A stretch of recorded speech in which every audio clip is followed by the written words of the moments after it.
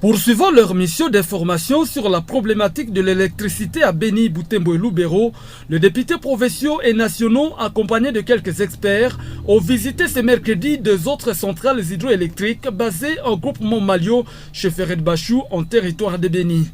Ils ont d'abord été au village Kisungu pour la visite de la centrale de Congo Full Power.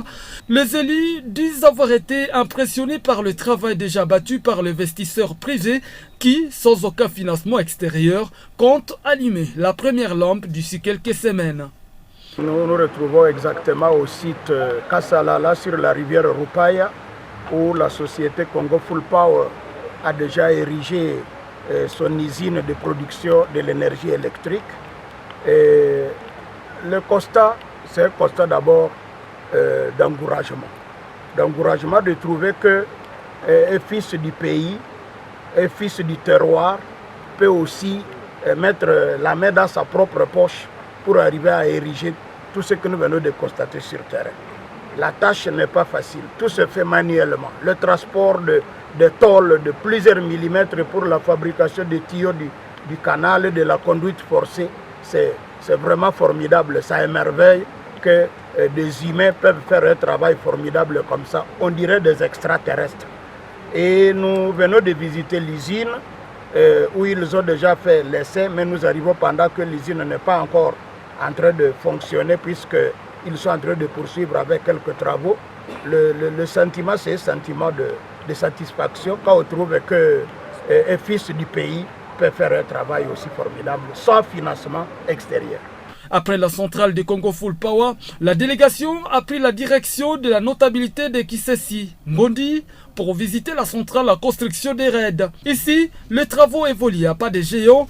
La détermination des raids à produire du courant a aussi été saluée par le député à l'issue de cette visite. La société RAID, ici c'est principalement à la rivière Lukwaliha, dans la contrée appelée Kassessa, nous sommes à Malio. Et dans ce cas ici, nous venons de trouver que dans ce pays, les gens font des merveilles. Des merveilles, d'abord, l'équipe, si j'emprunte le langage que j'ai trouvé sur terrain, les ingénieurs sont bio.